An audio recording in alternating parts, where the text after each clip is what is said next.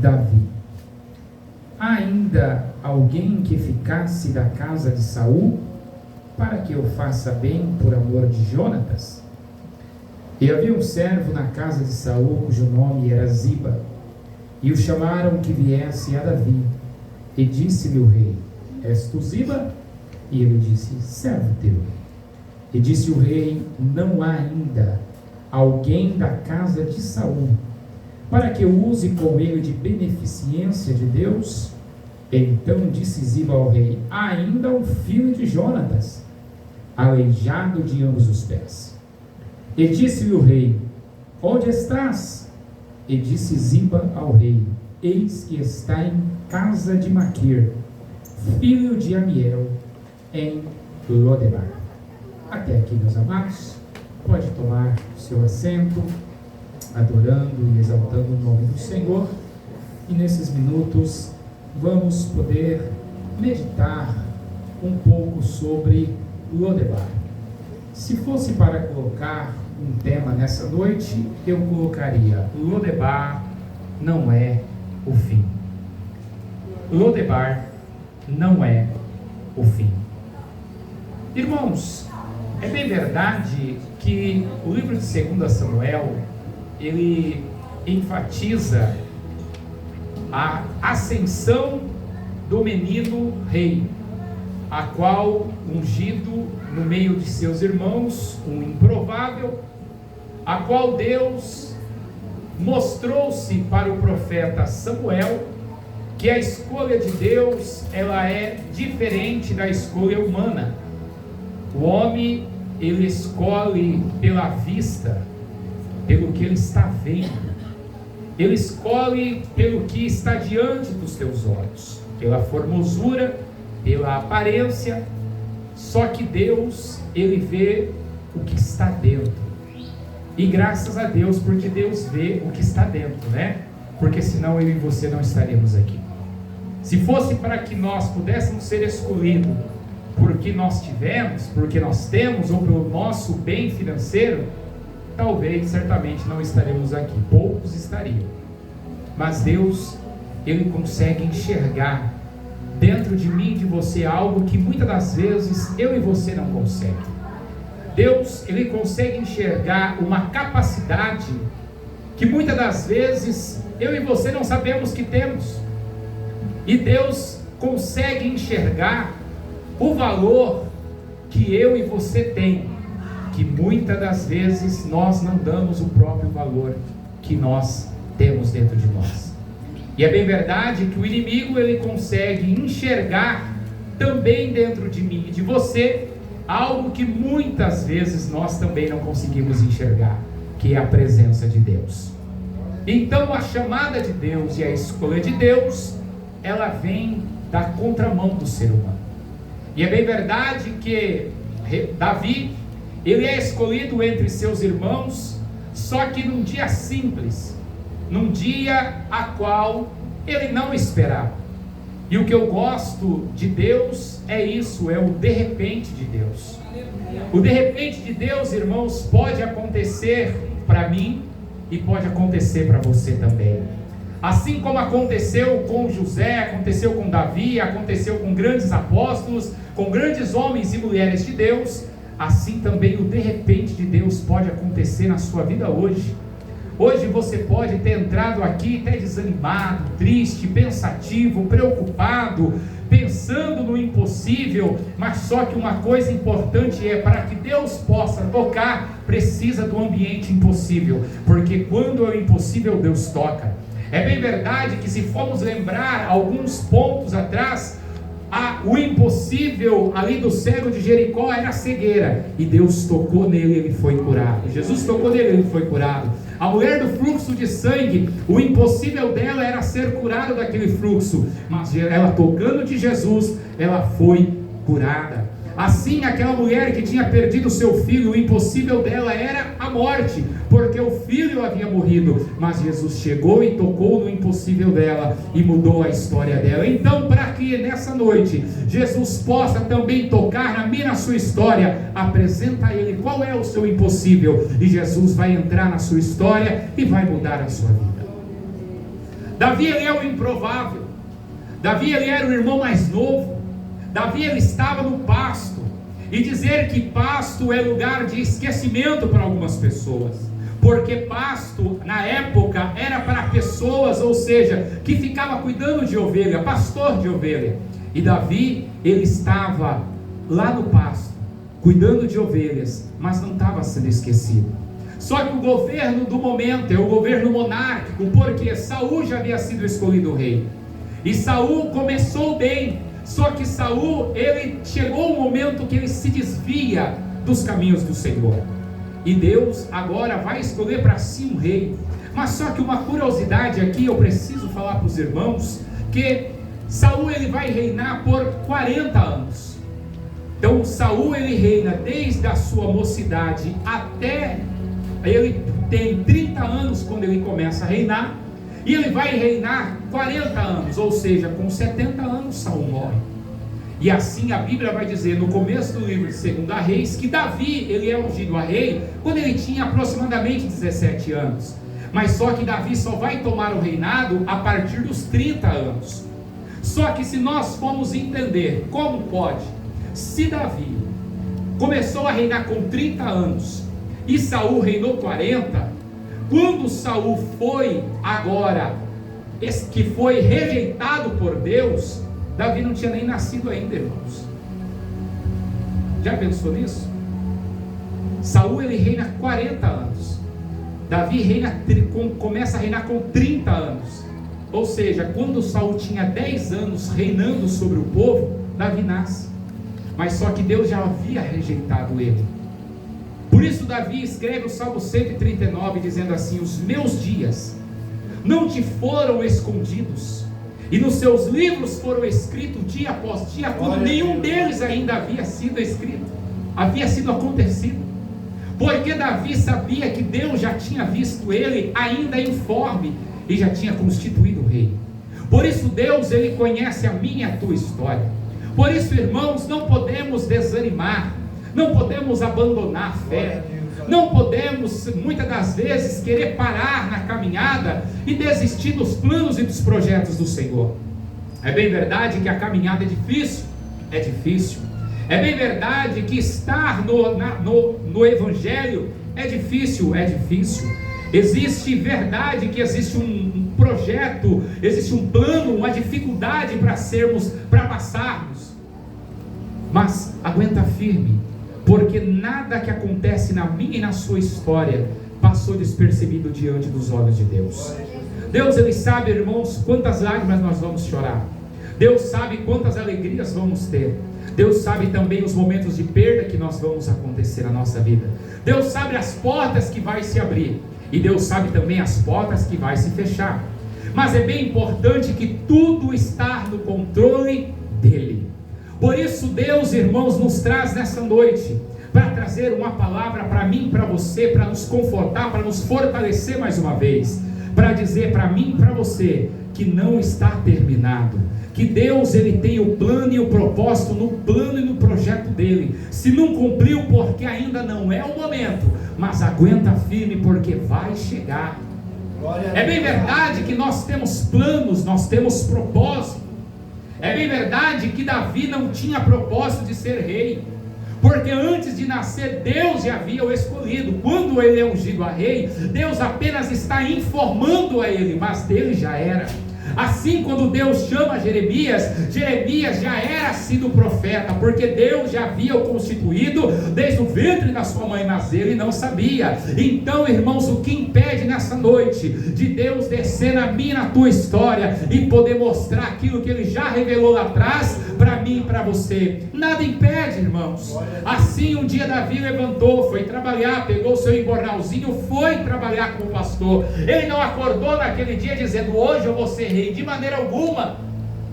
Mas Deus tinha marcado a história dele, e ali Deus o escolheu. Mas só que o que me chama a atenção é que Davi, ele é ungido a rei, mas não vai tomar o trono. Existe o tempo do processo, porque o processo vem antes do chamado para se cumprir. O processo vem antes da promessa, para que Deus possa nos preparar, para que Deus possa estar ali vendo realmente o nosso caráter. Mas é bem verdade que Saul passa. Saul é rejeitado, Saul depois se entrega, é morto. E agora Davi, ele está no reinado. Davi, ele é um menino escolhido, um homem de Deus, iniciou bem, ganhou batalhas, venceu grandes juízes.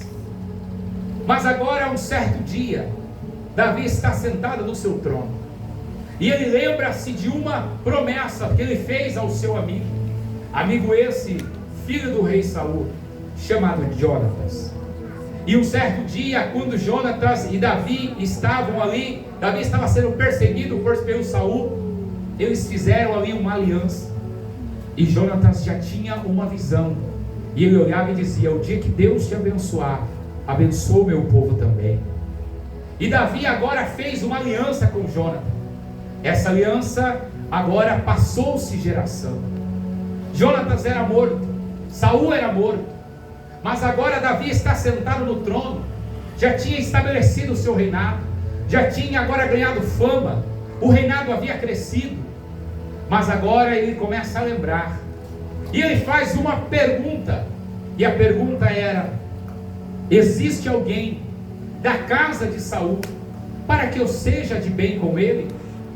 A Bíblia vai dizer que logo, se você ler no capítulo 9, havia um servo na casa de Saul cujo nome era Ziba. Ziba logo se propõe, dizendo: opa, peraí, tem alguém. Só que se nós formos lermos de primeira mão, nós vamos falar: nossa, como que Ziba é bonzinho, como que Ziba queria ajudar o Mefibosete. Porque quando o rei disse: se existe alguém na casa de Saul, logo Ziba é o primeiro. E ele logo falou: ó, existe um que está na casa lá em Lodebar, na casa de Maquir. Então nós, ao lermos, nós falamos: nossa, que benção que foi Ziba na vida de Mefibosete. Olha só, tentou ajudar, que menino bom. Só que a história não veio essa, irmãos. Ziba, ele tinha um interesse financeiro nessa história. Por quê, pastor? Ao decorrer da história você vai entender. Quando Mefibosete era pequeno, tinha aproximadamente 5 anos, e quando ele soube que Saul, a sua ama, que cuidava, a babá, sabia que Saul havia morrido, e Jonatas também, logo a mulher que cuidava, a babá, logo se preocupou com Mefibosete. Por quê?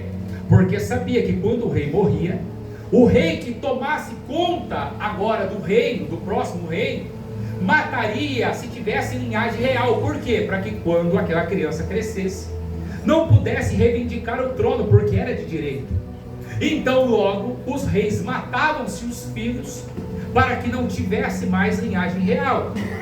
Sabendo desse costume, a babá de Mefibosete agora sai com ele no colo. Mas quando está saindo, o menino cai e quebra-se as 2 pernas, e nos 2 pés não consegue andar mais, porque os pés se quebram. E ela, na pressa, foge.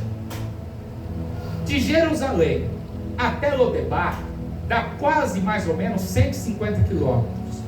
150 quilômetros nos dias de hoje, nós vamos gastar mais ou menos quase 2 horas de carro. Mais ou menos 1h30 a 2 horas a 100 quilômetros por hora. Então é muito prático. Só que na época era de a pé, ou a camelo ou a jumento. Isso demorava quase 7 dias. Tinha que atravessar rios, montanhas, para chegar até Lodebar. Então não foi uma caminhada normal. Imagina se aquela babá, com a criança de 5 anos, com os 2 pés quebrados. Imagine a dor daquele menino. Imagine o desespero dela, e ela tendo que fugir, porque ela não sabia, mas logo na sua cabeça ela era: atrás está vindo os inimigos para poder matar o menino. E ela teve que fugir com esse menino. Não deu tempo de poder levar ao médico, Gabriel, para poder curar o menino.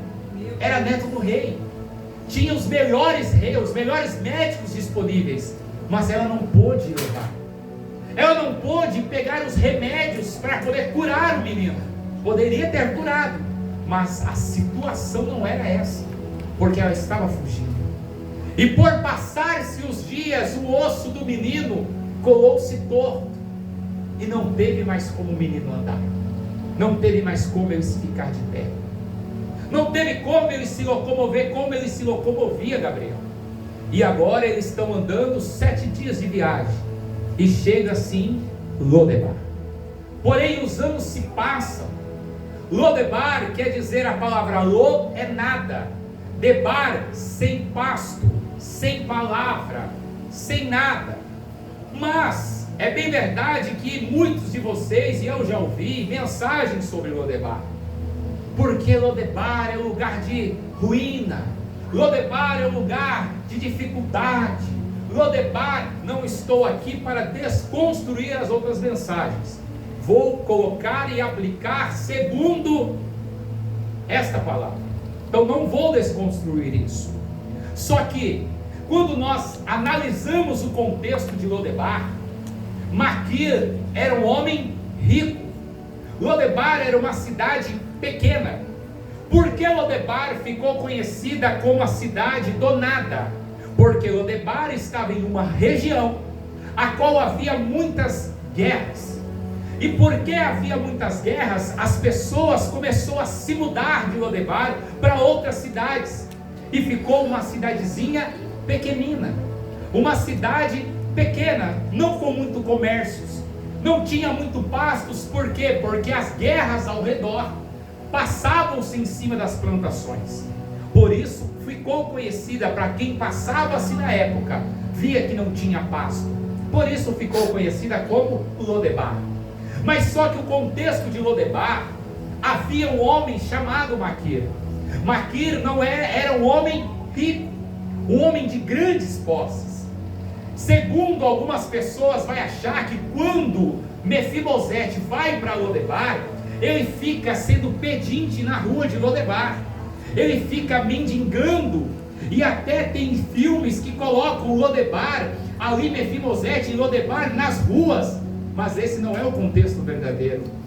Mefibosete está na casa de um homem rico, sendo cuidado como um filho de um rei, tendo ali toda a sua condição financeira. Mefibosete cresce, Mefibosete se casa, Mefibosete tem um filho. A Bíblia vai dizer, no 2 Samuel 9 e versículo 11, 12, Mefibosete então constitui uma família. Mefibosete, mesmo ele está ali em Lodebar, mas a sua vida era uma vida boa, apenas estava longe de Jerusalém. Então esse é o contexto. Só que o reino se passa, e Mefibosete não sabia da história do seu pai como rei, como amigo Davi, que nesse contexto agora era o rei de Israel, era o rei de Jerusalém. Mefibosete poderia até muitas das vezes pensar e acordar dizendo: eu sou rei, era para mim ser o reinado. Mas nunca Mefibosete quis ser rei. Mefibosete nunca foi tentar reivindicar o seu reino. Ele vivia em Lodebar com a sua família. Mas só que no contexto a qual eu estou ministrando, você vai entender que Lodebar é um lugar aonde é um esconderijo de Deus. Lodebar para Mefibosete foi um esconderijo aonde Deus guardou Mefibosete para ali tratar ele, para ali cuidar dele. Pastor, eu não entendi. Entenda-se uma coisa, uma aplicação para mim e para a tua história. Muitas das vezes Deus vai nos esconder em alguns momentos, para que não é que é para nos maltratar, não é para nos deixarmos nós esquecidos, não. Deus está muitas das vezes levando nós para lugares para nos esconder, para que nós possa trabalhar em mim e você, para que depois se cumpra o propósito dele. Há muitas pessoas que olhavam e diziam: mas como pode? Mefibosete está esquecido lá em Lodebar, Mefibosete está abandonado em Lodebar. Engana-se quem pensava isso. Mefibosete estava guardado em Lodebar. Lodebar era o lugar de proteção para Mefibosete, aonde Deus cuidou dele, tratou dele, deu crescimento a ele, e ainda chegaria o tempo da promessa. Glória a Deus, aleluia. Talvez eu e você esteja num lugar de esquecimento para o homem. Talvez você esteja em um ambiente de esquecimento para o homem. É esquecimento para o homem, mas é lugar de proteção para Deus. Glória a Deus, aleluia. Lodebar aos olhos humanos era lugar de nada, era lugar de esquecimento, era lugar de sem pasto. Mas aonde é o lugar de esquecimento para o homem, é o lugar que é onde Deus trabalha, é o lugar de crescimento, onde Deus vai nos formar, onde Deus vai nos fortalecer, onde Deus vai nos preparar para podermos cumprir a promessa dele. Por isso, então, não desista, não abandone o seu sonho, o seu projeto. Você pode achar pelo homem que está esquecido: ah, pastor, mas aconteceu com fulano, aconteceu com ciclano, parece que meu número nunca chega. Ei, tu está apenas sendo guardado por Deus, tu não está esquecido, porque até então existe uma promessa, e a Bíblia vai dizer assim, que na palma da mão tenho te gravado. Ou seja, toda vez que Deus olha para a palma da mão dele, ele olha o meu nome, ele vê o seu nome. Você não é escolhido, você não é esquecida, você não é esquecido de Deus. Deus, ele te vê todo dia, a todo momento. A fase e o processo que tu está enfrentando é um momento de preparação que Deus está fazendo para você, para poder levar você para patamar maior. Glória a Deus, aleluia. Lodebar, para quem olhava, era um lugar de esquecimento para o homem, mas para Deus era um lugar de proteção. As pessoas olhavam e diziam aqui: coitado de Lodebar, coitado de Mefibosete, está esquecido. Mas Deus olhava do céu e dizia: está sendo guardado. Mas só que uma coisa interessante, Gabriel, que eu penso e fico é: assim como Mefibosete estava em Lodebar, o Lodebar não impediu dele crescer. Lodebar não impediu de Mefibosete crescer. Ele estava sendo guardado, mas estava em crescimento. Assim como Moisés estava escondido lá, mas estava sendo crescendo, estava em desenvolvimento. Ei, tu pode achar que está esquecido, mas você apenas está na fase de desenvolvimento. Deus está te desenvolvendo o teu caráter, desenvolvendo a tua fé, desenvolvendo a tua confiança, desenvolvendo você cada dia mais, porque Deus tem patamar melhores e maior para você. Eu creio. Mas imagine a mente de Mefibosete, que Mefibosete não sabia que ele sabia que ele era neto de rei, mas ele não sabia que havia uma promessa. Mas só que mesmo Mefibosete estando em Lodebar, mesmo Mefibosete tendo família, sendo cuidado, ainda ele tinha uma marca. E a marca era: onde ele andava as pessoas olhavam, porque ele ia se arrastando ou muitas das vezes carregado, porque ele não andava. Aonde ele olhava, as pessoas olhavam e falavam: é manco. E para aquela época, a cultura, quem olhava sempre pensava assim: alguém da família pecou, porque olha só o que aconteceu com ele. Por isso a pergunta, quando aqueles discípulos olham e falam: Jesus, mas quem foi que pecou para acontecer isso? Porque eles achavam: nasceu com um problema, alguém da família, é pecado, é a mão de Deus pesando.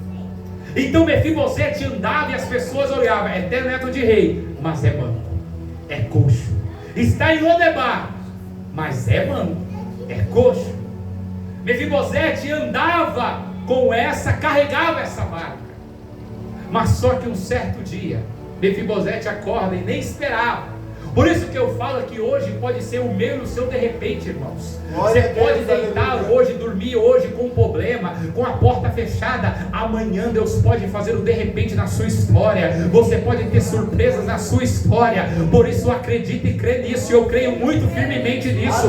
Ah, pastor, deitei com problema, mas na noite, enquanto você dorme, Deus ainda está trabalhando e pode chegar o de repente para mim, para a sua história. Aleluia, Deus. Mefibosete deitou, acordou como um dia normal. De repente, na porta da casa dele, chega-se uma corte real. Quem é Mefibosete? Sou eu, o rei manda chamar. Logo o coração de Mefibosete se apavora, porque a pergunta, e ele conhecia a cultura: certamente vão me matar, certamente descobriram que eu sou neto de Saul e vão querer me matar. E a Bíblia vai dizer que o rei mandou trazer, porque sabia que se por ele mesmo ele não iria.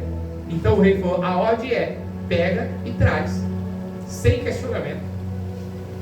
Assim Mefibosete foi, e Mefibosete volta.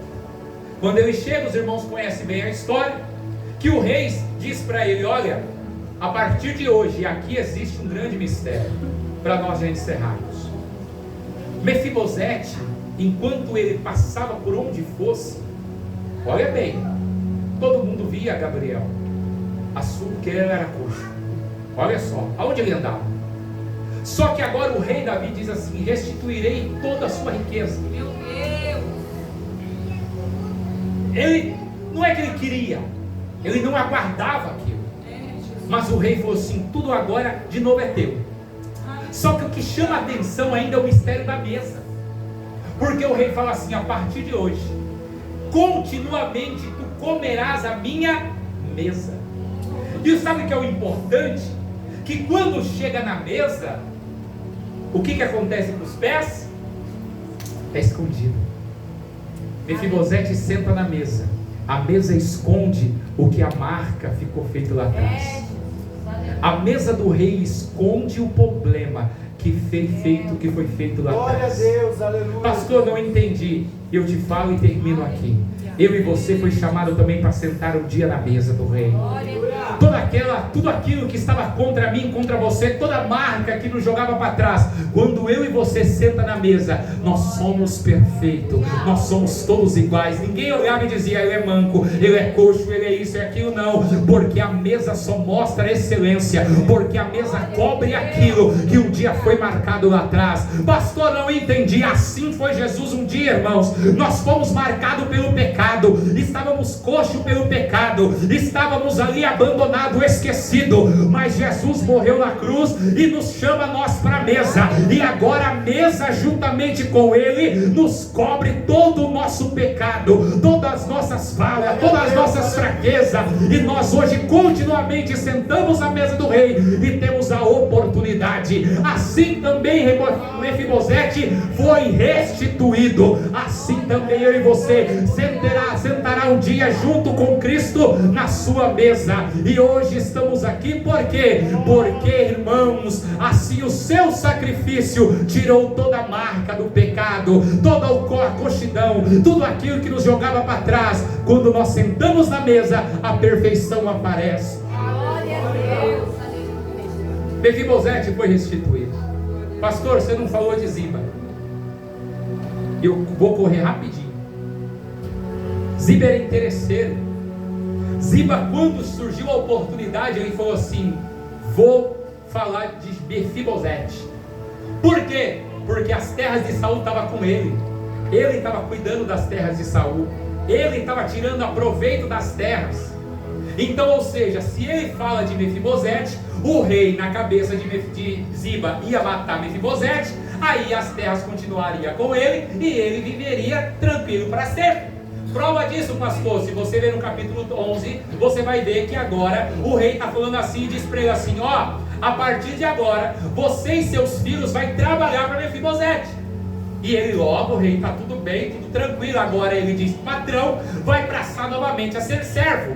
Quando Davi está fugindo de Absalão, e agora Ziba vem correndo, a primeira coisa que Davi pergunta é: cadê Mefibosete? Ele logo joga uma ideia: não, Mefibosete ficou lá junto. Por quê? Porque disse que as terras iam ser restituídas a ele. Davi, sem pensar, aqui dá outra mensagem, fala assim: então a partir de agora, tudo que era de Mefibosete fica para você de novo. Ele fica ó, feliz.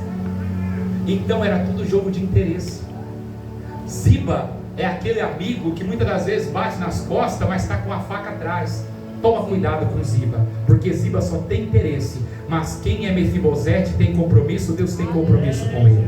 Por isso guarda essa palavra. Lodebar é lugar de cuidado. Se você está escondido, mas está sendo protegido, está sendo desenvolvido, e Deus vai cumprir a promessa na sua vida, tá certo? Guarde essa palavra simples para o seu coração e Deus te abençoe.